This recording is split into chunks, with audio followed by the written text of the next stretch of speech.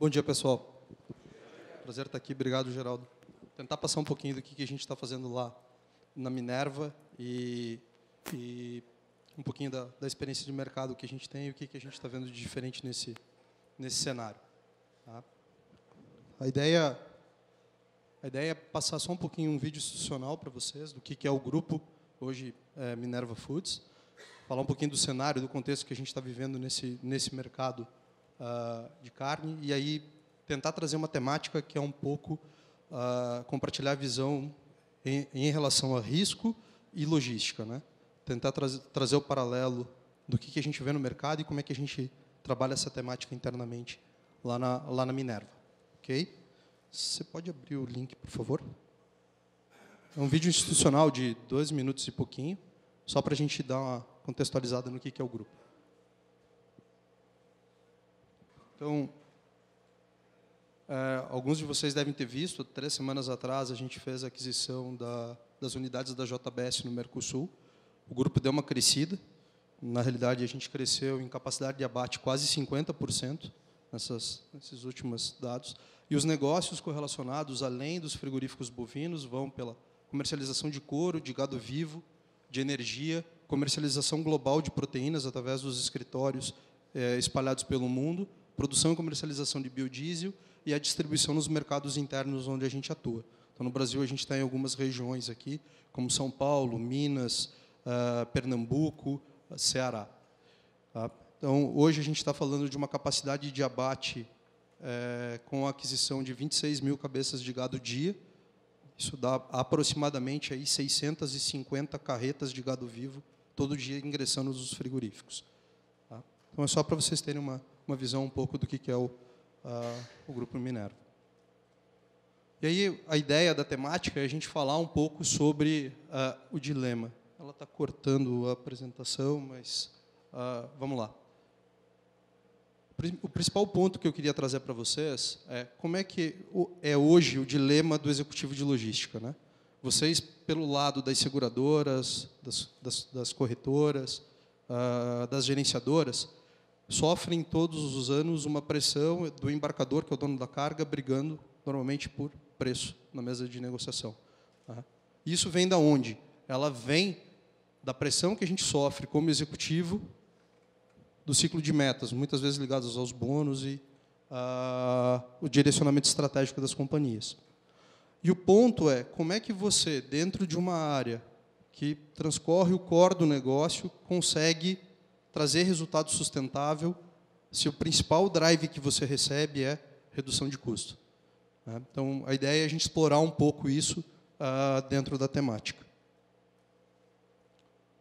E aí, quando a gente fala disso, tem uma questão de equilíbrio que eu gosto muito de trazer, que é um tripé. Toda vez que a gente fala em redução de custo, não tem como. A gente afeta nível de serviço e, por consequência, afeta risco. Trabalhar uma visão de pressionar custo a qualquer preço leva a perda de competitividade no longo prazo, ferindo o core do negócio, na imensa maioria das vezes. A gente pode fazer um paralelo, pegar os amigos aqui de gerenciadora de risco.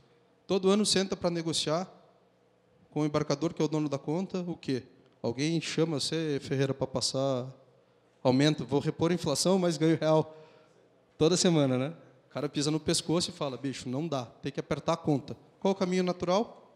Corta escopo. Quando você corta escopo, vira o quê? Teu nível de serviço. O cara fala, porra, cara, você já não me atende. Ano após ano, a qualidade do teu serviço piora. Porque a gente está mexendo numa variável, uma parte da variável de custo, que é o fator preço. E a gente esquece do fator consumo. Essa equação, toda vez que a gente mexe, acaba aumentando a exposição a risco. E aí, qual é o ponto? Normalmente, essas decisões de curto prazo, dado que o shelf life do executivo não passa, na grande, imensa maioria das empresas brasileiras, de 2 anos, ele vai para o caminho comum, que é não construir uma visão sustentável, é tentar entregar a meta. Né? Então, dentro dessa equação, eu só consigo enxergar um princípio, que é o de eficiência operacional. E aí não adianta. Você tem que se desvincular do ciclo de curto prazo e pensar no longo prazo da companhia. E aí tem 3 elementos que são chaves para que a gente consiga buscar eficiência operacional. O primeiro deles é trabalhar em ciclo de inovação e tecnologia. Quem são os caras mais vocacionados para a tecnologia hoje no universo de transporte de carga, que vocês conhecem? Minha opinião é muito clara. Bandidagem. Bandido hoje tem muito mais apelo à inovação de tecnologia do que qualquer executivo que eu conheço na indústria. Você vai lá, mexe no rastreador, o cara vai lá e consegue ter um jammer que rompe. Você monta um sistema de dispositivo de trava, não sei o quê, puta, a bandidagem dá um jeito de... Os caras são muito criativos, inovadores. Talvez a gente tenha que aprender um pouquinho com eles. Quando a gente fala de tecnologia, a imensa maioria das empresas que eu conheço, de embarcadores de carga, estão pendurados em tecnologia de risco para gerenciar logística. Ao invés deles estarem buscando inovação de tecnologia de logística, onde o risco está englobado. E aí o que a gente vê? A gente vê um salseiro, né? O cara quer que o rastreador do caminhão faça milagre na gestão de entrega. Mas como é que o cara vai cumprir papel logístico de gestão de entrega se ele para num shopping center que o ponto de venda às vezes fica 3 quilômetros do caminhão? Aí o cara monta um sistema de gestão de logística que o motorista tem que homologar no rastreador a entrega. Pô, mas o ponto de venda está a 3 quilômetros. Como é que o cara consegue fazer em tempo real a condição da operação? Então, aqui tem um capítulo importante, e aí, quando a gente fala disso, qual é o ciclo natural dos embarcadores? Ah, não, você está falando de inovação e tecnologia, isso é investimento. Investimento, você precisa aprovar em orçamento. Qual é o ciclo médio para a gente aprovar um orçamento numa grande companhia de investimento? É, no mínimo, 18 meses. Porque você tem que desenhar o projeto, você tem que dizer que ele tem viabilidade econômica, e você vai para um comitê para participar de um funil de um limite de dinheiro da companhia. Às vezes, 18 meses já é suficiente para você se tornar obsoleto. E aí, com 18 meses, provavelmente aquele projeto que você desenhou como executivo, você já não vai estar na cadeira quando ele for aprovado para implantar. Por quê? Você deixou para outro. O outro que senta fala, não, isso aqui não era tão importante assim, então deixa de lado. Então, o que a gente vê? A gente vê um ciclo muito ineficiente do ponto de vista dos embarcadores em relação a você conseguir inovar e aplicar tecnologia.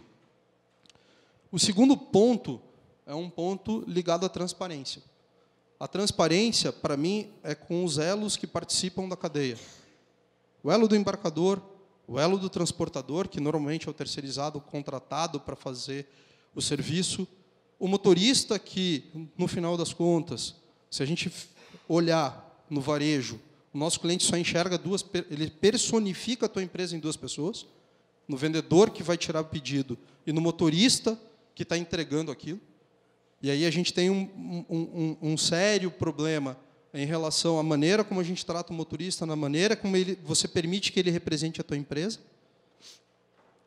e o ponto de controle e gestão. Que a gente, como você não inova em tecnologia, a tua parte de controle e gestão ela fica capenga. Esses 3 princípios,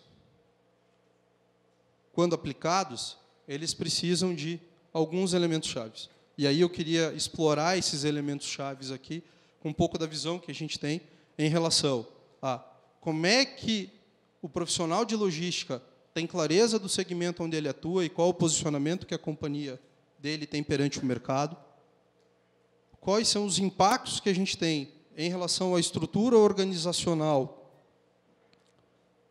e o que ela provoca no comportamento do executivo, a diferença e o impacto de uma coisa que parece simples, que a gente falar de senso de dono, todo mundo prega como valor nas empresas, e o que a gente vê na prática são coisas bem diferentes. E a questão dos indicadores bem definidos e ter a clareza das ineficiências mapeadas. E aí, dentro desses elementos chaves, eu vou trazer alguns exemplos do que a gente vem fazendo lá dentro da Minerva. A gente poderia pegar esses elementos aqui e trazer por uma linguagem falconiana. No final das contas, ela vai se resumir a 3 coisas: método, liderança e conhecimento técnico. O primeiro ponto é aonde que a tua companhia está em relação ao que o segmento de mercado. Um indicador que eu gosto muito é um indicador onde a gente olha a relação do custo logístico total em relação à receita.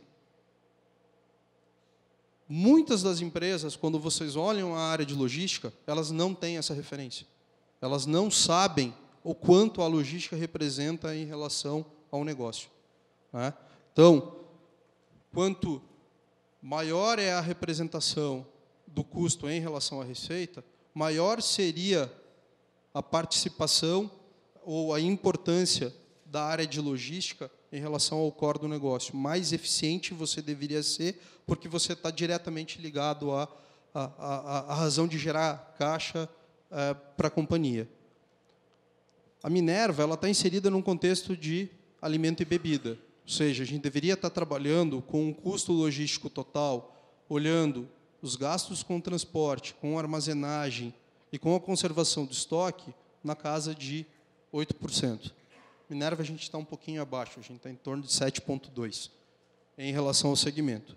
Só que isso, quando a gente fala de custo, a gente deveria ter a clareza dessa equação. O custo é formado por fator preço e fator consumo. A imensa maioria dos executivos trabalha focado em fator preço. Você só ganha o jogo trabalhando em fator consumo. O preço é consequência da maneira como você consome um ativo. Um exemplo clássico, você pega a composição de informação de custo frete.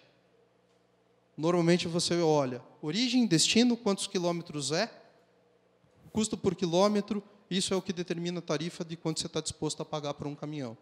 Então eu tenho uma viagem de São Paulo para o Rio de Janeiro, ela tem em torno de 415 quilômetros, eu vou usar uma base de referência de R$ 5,00 por quilômetro, em torno de R$ 2.300, está bem paga essa viagem.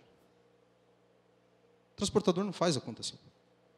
O transportador olha para a estrutura de custo dele e ele vai olhar quantos dias você vai consumir daquele caminhão para formar teu preço. E aí, se você é ineficiente em tempo de carga, se você é ineficiente em tempo de descarga, se você gera improdutividade para aquele caminhão, a tua conta vai ser mais cara. E aí você vê pouca gente no mercado gerenciando produtividade do ativo. Não, mas o problema da produtividade do caminhão é do transportador. Só que o cara não sabe como é que ele toma frete. Ele não sabe como é que ele consome aquele ativo. E aí o que a gente vê nessa questão de fator preço, e aí eu vou explorar aqui para frente falando um pouco de estrutura, você vê estruturas segregadas. Não, o fator preço é um problema do cara dos suprimentos. Não é um problema do cara da logística. O cara da logística ele tem que fazer a carga chegar. E aí a gente bate nisso. Né? Eu simplifiquei uma estrutura tradicional, mas quando a gente está falando dessa composição de gestão de logística, a gente está falando de 3 elementos principais. Eu não trouxe o comercial aqui, porque o comercial é quem, na realidade, é o cliente interno do cara da logística. E a gente vê uma visão do financeiro e uma visão de suprimentos. Quais são os processos que normalmente estão segregados? O cara de logística responde por estoque, armazenagem, transporte. Normalmente, a área de seguro está pendurada em quem? O cara do financeiro. Porque o cara faz a conta de quanto você paga de prêmio, então isso aqui tem a ver com uma conta financeira, joga embaixo do cara financeiro, e aí você quer, já que o seguro tem a ver com gestão de risco, a gerenciadora fica ligada ao cara de seguro, que está ligado ao financeiro, e não o cara da logística, e alguns serviços relacionados. E o cara de suprimentos lá isolado com contratação. E aí, quando a gente volta naquele ciclo de metas de curto prazo, o que normalmente a gente vê? A gente vê o executivo de logística respondendo por custo por tonelada, respondendo pelo custo em relação ao faturamento, respondendo por nível de serviço. O cara do seguro está preocupado lá com o prêmio, com o seguro da pólice e a taxa de sinistro. E o cara de suprimentos com índice de reajuste. Não é incomum a gente achar, em algumas estruturas, o cara de suprimentos trabalhando sozinho. Não, cara, eu vou negociar aqui. Veio o reajuste de diesel, não vou passar. Não, o problema é ter no transporte, se segura com os transportadores, cara. Não tem condição porque eu vou perder minha meta de reajuste. Ou veio um problema de dissídio de mão de obra com um pagamento monstruoso de benefício na distribuição. Eu não sei se vocês acompanham, mas a gente vem repassando alguma coisa de inflação em distribuição urbana. Só que quando você pega benefício, no ciclo dos últimos 8 anos, ele cresceu uma taxa média maior do que 15% ao ano. Então, se a gente voltar a 10 anos, mal e mal, a gente pagava refeição para o cara que ia para a distribuição na rua. Hoje o cara tem seguro de vida, o cara tem plano de saúde, o cara tem uma diária, e aí quando você pendura tudo isso na composição de custo, mão de obra, por exemplo, na distribuição urbana, hoje já representa mais do que 52% da estrutura de custo. E esses 3 caras aqui normalmente se matam, porque eles têm metas que não são metas complementares. E pior, essas metas, na grande maioria das vezes, não conversam com a função principal de uma área de logística, que é o ciclo de pedido, que é você entregar aquilo que está vendido. Aí, soma-se já esse erro de estrutura, uma brincadeira, que é o senso de dono. É muito comum a gente ver na parede das empresas pendurados lá como um dos atributos, dos valores, senso de dono. Aí você espreme com o cara com um bônus de meta, estica a remuneração do cara na variável e fala assim, cara bom é cara que bate meta. Cara, conheci vários profissionais que eram excelentes batedores de meta. Fizeram cada atrocidade com os negócios das empresas que eles trabalhavam, que era uma coisa absurda. E aí, isso provoca um comportamento que detona a sustentabilidade no longo prazo. Você conseguir baixar custo em logística não é muito difícil. Mexe no fator preço. É rápido. A reação é rápida. Só que qual é a consequência no longo prazo para o negócio? O quanto você vai provocar de perda de competitividade do negócio, para o negócio.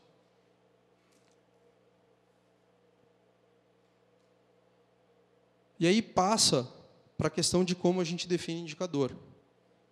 Já vi lugares que você queria medir a armazenagem pelo custo de movimentação e não pelo custo de venda. Ou seja, ele pega o real por tonelada, em vez de fazer pela tonelada vendida, fazia pela movimentada. O que o cara da logística fazia para bater meta? Passeava com o produto. Eu já vi casos, por exemplo, na Falecida. A Falecida é a BRF, que eu fiquei os últimos 4 anos antes de vir para a Minerva, que o cara da distribuição urbana, para bater resultado, o que ele fazia? Pedia para o cara do comercial botar pedido de carreta fechada no fechamento do mês. Porque carreta fechada leva mais volume, o custo da carreta é bem menor do que um caminhão de distribuição. O que ele provocava? Ele batia a meta do real por tonelada. Só que o que ele fazia com a companhia? O custo da companhia total era muito mais alto. Então, o cuidado na hora de você desdobrar a meta de custo é super relevante. E aí, muito pouca gente traz a visão da perda no final da equação. Isso deve ter bastante gente seguradora aqui. Na hora que você estiver fazendo uma avaliação de um bid, pede para o cara abrir como é que ele faz a meta de custo dele. E como é que ele considera a visão da perda dentro dele. Se não aparecer a perda isolada dentro da equação, é um sinal de problema. Porque provavelmente ele não está enxergando aonde ele tem capacidade para reduzir custo. Não adianta você brigar por fator preço. Você tem que brigar por minimizar a perda. É aqui que você melhora a tua eficiência. Não adianta você querer brigar. Aqui você vai ter impacto de diesel. Aqui o caminhão custa o que ele custa. Mão de obra custa o que ela custa. Você não vai espremer. Se você espremer o fornecedor querendo pagar abaixo do que a gente chama de should cost, você não vai ter o nível de serviço esperado. Esse cara vai te deixar na mão dentro dessa visão. E aí, quando a gente fala de perda, é tudo aquilo que não agrega valor ao produto. Isso aqui é uma definição básica ali de economia, curso de administração, primeiro ou segundo ano do curso. E a gente acaba esquecendo disso. Se a gente faz uma avaliação que você está gastando dinheiro com algo que não gera valor para o produto, ou não é uma despesa necessária para você vender, tem alguma coisa errada. E aí eu faço um paralelo que a gente trabalha bastante com isso lá na Minerva, é que a conta de risco, na minha opinião, ela é uma perda. Ela não pode ser tratada como custo. Risco não agrega nada para eu conseguir vender. Risco não agrega valor nenhum para o meu produto. Pode doer aqui na sala para alguns o que eu estou trazendo. Pode até, de certo ponto, chocar. Mas é dinheiro que está escorrendo do resultado da empresa.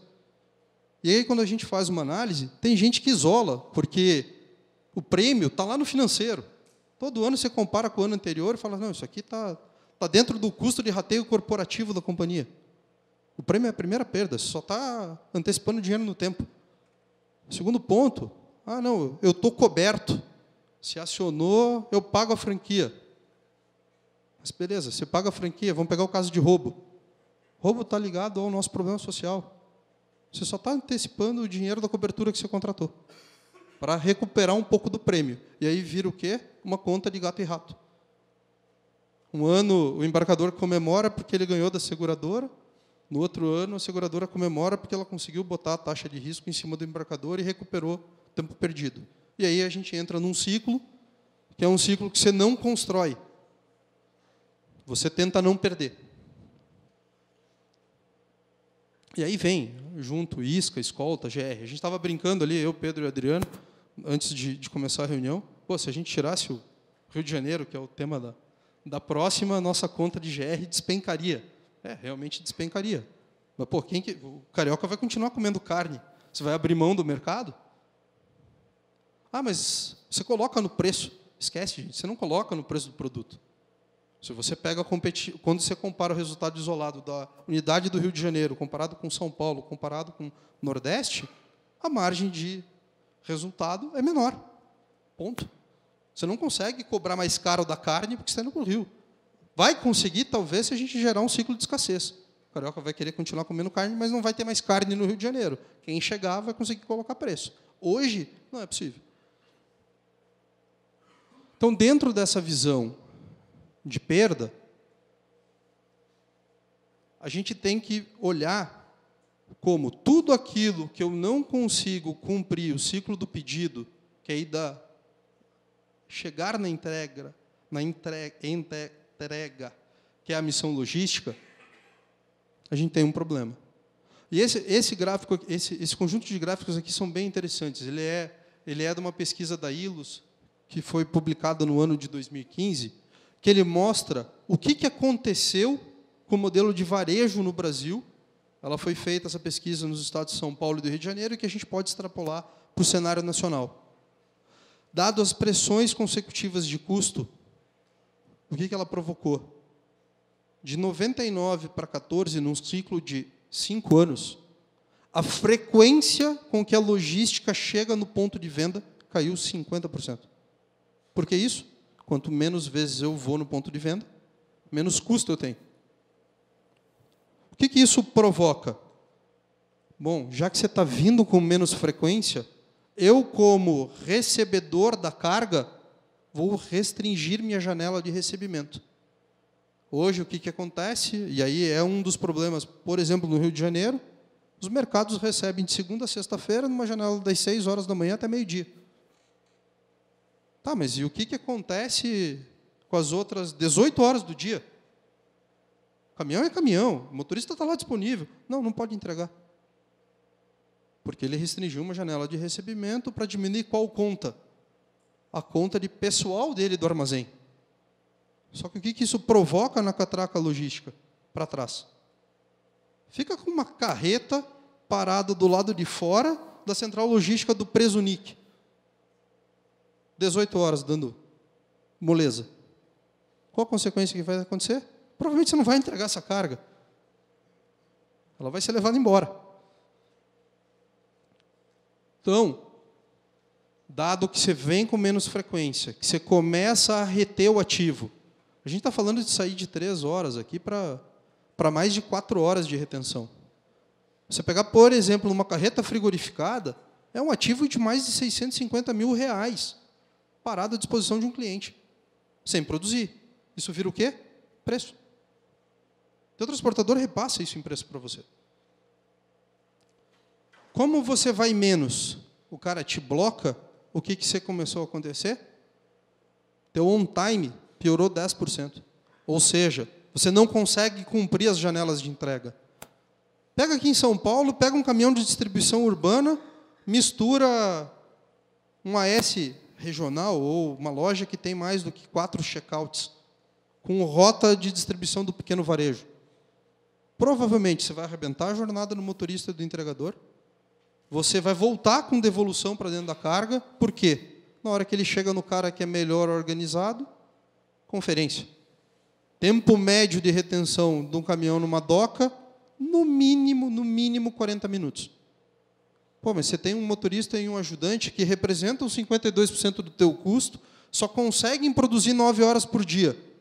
Aí você bota o cara numa entrega, o cara perde 1 hora, 1h30. Quando o cara ainda não te força a devolução para baixar preço.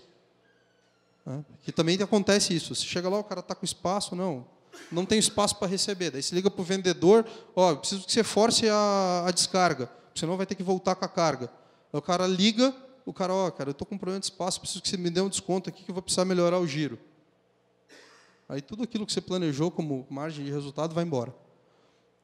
E aqui, quando a gente faz essa análise do on-time, não tem jeito. Se você vai menos vezes, o que acontece com o pedido? O pedido tende a ser maior. Se você não está organizado na cadeia para trás, teu estoque começa a romper mais. A quantidade de vezes que você chega e não tem o produto que o cara pediu, também piorou. E aí, a relação do 74 com 90 é o que a gente chama de OTIF, On Time in Full. 63%. Ou seja, hoje, uma média no segmento de varejo é que de cada 100 pedidos no tempo completos, a gente só consegue entregar 63. Isso é custo, gente. Muitas das vezes você chega e o cara não te recebe, vira devolução. Então, ter a questão da ineficiência mapeada é onde você vai conseguir saber aonde atacar para melhorar a relação custo, nível de serviço e risco. E isso, ele tem que ser um trabalho que ele está focado naquela visão de perda, e não simplesmente na visão de custo. E aí, quando a gente olha um pouco do caso, no caso da Minerva, olhando para as ineficiências, então, eu estou lá junto com o time, o Adriano está aqui, o Ebert, o Pedro, que é o nosso parceiro da área de seguros. Eu cheguei lá em outubro. Qual o cenário? A gente tem um cenário hoje em São Paulo, um custo de distribuição, que dá mais ou menos 36 centavos por quilo. E a gente começou a fazer... É legal você chegar num lugar sem ter o histórico, né? Você tem que aprender a respeitar o histórico, mas tem que chegar e conseguir fazer perguntas para provocar a mudança. Pô, como é que a ocupação de frota? A nossa ocupação de frota é bem boa. A gente está na casa de 75%, ou seja, da capacidade de peso do caminhão, 75% da distribuição ele sai ocupado. Porra, legal. É um número bem aceitável. Qual o perfil da frota? Não, São Paulo a gente tem restrição de trânsito, tal, o veículo que a gente utiliza é HR. Porra, mas a legislação fala que você pode usar VUC. A diferença de um HR para VUC dá quase 1.000 quilos por caminhão. Não, mas o HR tem a tarifa mais baixa. Realmente, ele custa menos. Teoricamente, a tarifa é mais baixa. Só que ele leva motorista e ajudante do mesmo jeito. E o motorista e ajudante têm o mesmo preço do HR e do VUC. E eles são a parte mais representativa do custo. Quantas entregas a gente faz por veículo? A gente está fazendo 18. Opa! Aqui tem um sinal de perda oculta. Que você olhando o indicador, você não vê ele como perda. Você está ocupando bem a HR e ele está saindo com um número de entregas aceitável para São Paulo. E como é que está a jornada do motorista? Qual é a produtividade útil do motorista? A gente não mede. Opa! Se o motorista e o ajudante são os dois caras mais caros do teu caminhão, você tem que ocupar o motorista e o ajudante. Quantas horas? Cara, o limite de jornada é 10 horas, pagando 2 extras. Você tem que pagar as 2 extras. Se você só pagar 8, você está perdendo dinheiro. Das 10, ele tem que produzir 9 líquida. Puta, quanto está dando para ele fazer 18 entregas? Não, mas espera aí, nosso perfil de HR é que para baixar o valor da tarifa, é todo mundo autônomo. Ele é o dono do caminhão. E aí a gente tem um segundo problema. A gente está num CD que ele fica na CEAGESP. Ele não tem pátio. Pô, se ele não tem pátio, teu caminhão não fica à disposição para o carregamento noturno. O próprio motorista que trabalhou de dia, ele vem na madrugada para carregar o caminhão.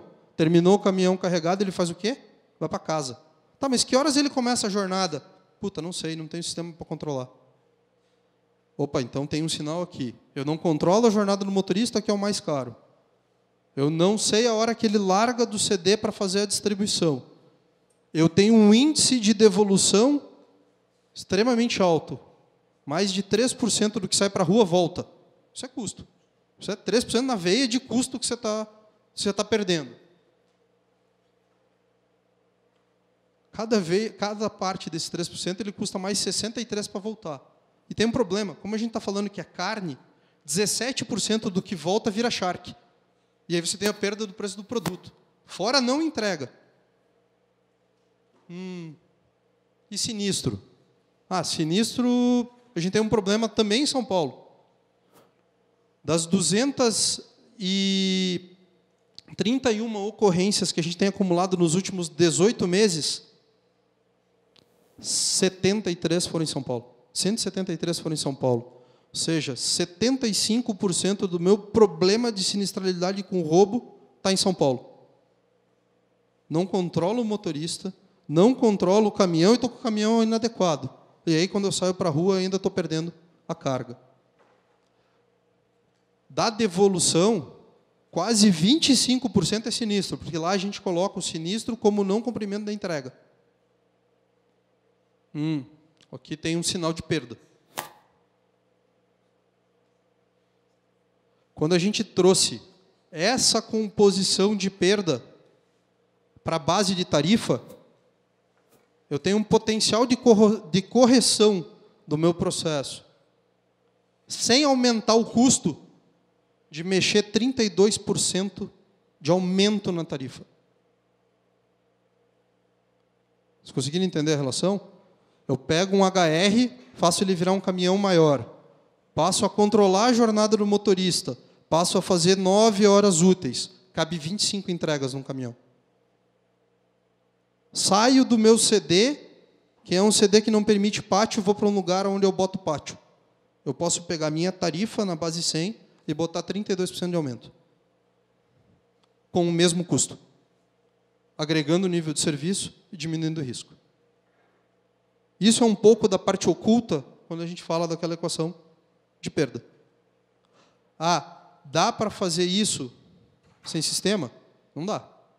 Qual a prerrogativa? Eu tenho que trocar fornecedor, eu tenho que botar tecnologia para controlar a logística, não risco, porque eu preciso medir a jornada útil do motorista, eu preciso saber se minha roteirização está adequada, porque eu tenho que fazer caber no caminhão 25 entregas. E aí, só para dar uma explorada, né, para mostrar para vocês aquele mapa lá de calor, então aqui é quando a gente olha o zoom total do que a gente teve roubo sinistro na companhia nos últimos 18 meses. Pô, até no Chile o troço está começando a ficar complicado. Já tivemos um caso lá de carreta roubada no Chile. Quando a gente olha, a densidade está aqui mais próximo do Sudeste, mais forte em São Paulo. Detalhe, a gente não faz distribuição urbana no Rio de Janeiro. A gente faz processo de venda direta. A gente vende direto para os clientes e entrega em centralização. Tá? E aí, quando a gente olha em São Paulo, cara, acontece tudo quanto é lugar. Puta, vamos mergulhar nesse tipo de sinistro. Nosso CD fica aqui, na Leopoldina. Maior densidade de roubo na saída do CD. Opa! Não é normal. A gente vai olhar a nossa operação. Uma operação completamente manual no CD, sem posição pallet, ou seja, opera em gaiola, chega uma carreta, o cara bate em gaiola, aí tem um batalhão de gente dentro do operador logístico, aonde? Na CEAGESP, manipulando carne bovina. Com um transportador autônomo, não controla a jornada, e sai. Começamos a encontrar o quê? Uma incidência monstruosa de participação do motorista nas ocorrências, vários roubos de oportunidade, ou seja, o cara pega uma caixa de picanha premium, que ela vale no mercado R$ 60, R$ 65 reais o quilo, o valor de nota é de 27, 28. O que o cara fala? Eu pago 27, 28 para a Minerva, fico com a caixa de picanha e faço uma grana em cima. Dá menos esforço, mais dinheiro do que passar o dia fazendo entrega na rua. Então, baseado nisso, cara, a gente tem que quebrar o ciclo. E aí não adianta querer capacitar o transportador autônomo que está lá, ou cobrar o teu provedor de armazém que ele tem que trabalhar de uma forma diferente. Ou não, vou exigir que meu autônomo tenha um sistema de monitoramento de entrega no celular. Não vai funcionar, gente. Pega aquela diferença da perda lá dos 30 e pouco e contrata no sentido de terceirização, que é você buscar especialista na função. Né? E aí, ainda olhando a conta de perda, eu trouxe um exercício aqui para a gente falar do movimento que a gente fez em relação aos sinistros. Bom, meu diagnóstico de causa estava feito. Eu tenho um problema no CD com o transportador, eu tenho que quebrar o elo. Pô, mas eu tenho a renovação de apólice. Então, qual foi o nosso ciclo 16, 17? Aí, aproximadamente 9 milhões de prêmio, com entre franquia e perda sem cobertura, mais 2 milhões e 100 de custo, 4 milhões com isca, 1 milhão com escolta e 3 milhões com GR. Cara, uma conta de 19. Só para vocês terem a magnitude dessa conta, ela representa quase 3% do custo logístico, nossa conta é em torno de 650 milhões ano, e ela representa 0,21% do faturamento da empresa. Ah, não é tão significativa. Mas espera aí, cara, ela é uma conta de perda. Ela não é um custo que eu preciso ter. O que dá para fazer aqui para trabalhar? A gente foi olhar, dado que a gente tinha um controle, ali está como foto o mapa, tá? Mas só para vocês terem ideia, aquele mapa é a atualização diária. Tem um Power BI lá, que a gente vê exatamente o ponto, qual foi o tipo de especificação, é um puta trabalho lá que o Ebert faz com a equipe. A gente sabe ponto a ponto onde está, latitude e longitude, baseado no registro do BO, qual foi a perda, qual foi o impacto. De 0 a 50 mil de valor da carga, representou nesse ciclo de análise quase 34% das ocorrências. De 50 a 100 mil, 4%, e a partir de 100 mil, 61%. Total do prejuízo gerado foi de 2 milhões nesses embarcos. E o total de prejuízo gerado aqui. Olhamos quanto a gente pagou de franquia, o quanto voltou de dinheiro, e ela é quase a mesma coisa ali, franquia com o Delta, mas é por acaso na conta. E aí pergunta para vocês, qual que deveria ser o novo pacote sugerido de franquia? Eu devia manter a franquia que era a minha franquia atual de 10 mil?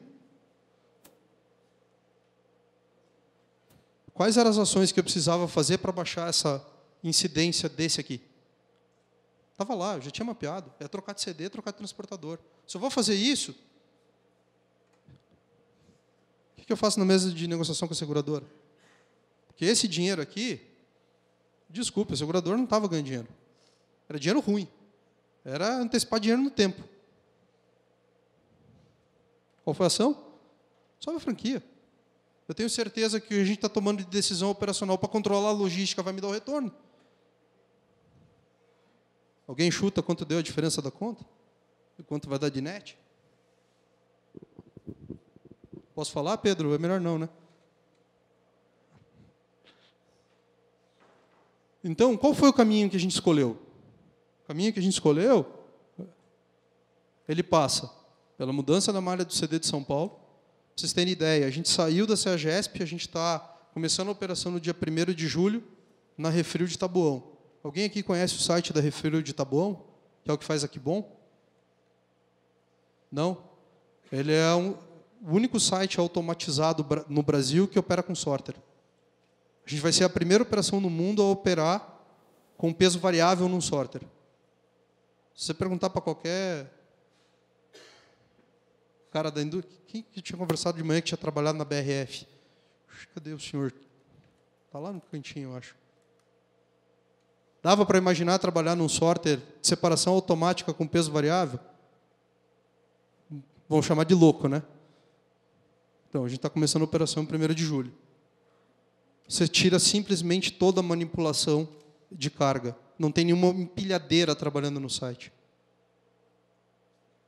É um movimento razoável. São 6 mil toneladas mês de carga movimentada na região de São Paulo? Qual o tamanho da exposição de risco de você manusear aí 5.000 pallets com empilhadeira? Puta, eu estava na BRF nos últimos 4 anos. Eu passei pelo acidente de Salvador. Acho que deve ter alguém aqui de seguradora que sabe lá no dia que o jogo do Brasil e China, quando o operador derrubou 4.000 pallets. Você lembra do caos que foi aquilo? Tinha que botar escolta armada para o rejeito do produto da seguradora, porque o CD fica numa favela. Então, o pessoal da favela invadiu o caminhão que estava tirando a carga sinistrada para roubar. Perdemos quase 2 meses de mercado, em Salvador, para poder voltar com a operação. Puta, quanto que isso custou de lucro cessante? Quanto isso custou para a imagem da BRF em Salvador? Então, você sair de uma operação de gaiola, com separação manual na CEAGESP, para você ir para uma operação automatizada, isso tem um puta valor. E pasmem, vai ficar 15% mais barato do que eu custo hoje. Substituição no modelo de contratação de transportadora. Cara, não tenho nada contra você ter um modelo de atuação com autônomo, mas ele serve para graneleira. Ele serve para produto de baixíssimo valor agregado, onde o valor do frete tem uma representação absurda em relação ao valor da carga. Não dá para você ter autônomo fazendo distribuição de carne embalada a vácuo, cara, de um boi Angus que custou R$150 arroba para você abater. Você está destruindo a tua cadeia de valor no momento final da entrega. E aí, quando você substitui o modelo de contratação de transportadora, substitui o CD, o investimento em tecnologia e gestão de monitoramento da logística tem que vir acompanhado, para que você consiga extrair o máximo daquilo que você está contratando. E aí, gente, não adianta a gente olhar para o mercado e falar assim, eu tenho um sistema que faz uma parte da cadeia logística, eu consigo ver onde está o caminhão. Cara, ele tem que ser de fio a pavio, ele tem que vir desde o modelo onde você está fazendo a escolha da contratação, sabendo se o motorista que está entrando lá, cara, está autorizado do ponto de vista de risco, você controla e você faz o tracking do pedido e entrega isso para o teu cliente como geração de valor. Então, a gente está na fase final aqui de seleção do parceiro para ter essa integração sistêmica. E a revisão do modelo de contratação de seguro. Então, já estou quase terminando. Então, um resumo, né, que eu queria trazer aqui como provocação, quando vocês estão olhando lá para o embarcador e entendendo a estrutura de logística que eles têm, primeiro, ter clareza desse conceito de equilíbrio entre custo, nível de serviço e risco. Né? E, para mim, a perda ela faz parte desse capítulo. Você tem que procurar a perda para melhorar e trazer eficiência. Vocação para aplicação de tecnologia como diferencial competitivo. Puta, se você vai lá, vai conversar com o cliente, cara, puta, o que você está trazendo de tecnologia? Não estou fazendo nada. Cara, a chance desse cara não estar investindo em melhoria de processo, desse cara não estar revendo a forma como ele opera, é muito alta. A probabilidade da tua taxa de risco não mudar ou piorar é grande. O entendimento que a gestão de logística engloba risco, e não usar a gestão de risco para querer fazer logística, que é o mais comum que a gente acha no mercado. Os departamentos trabalhando em relação ao objetivo comum, né, e um planejamento claro para atuar nas causas de problemas. Era isso. Pessoal.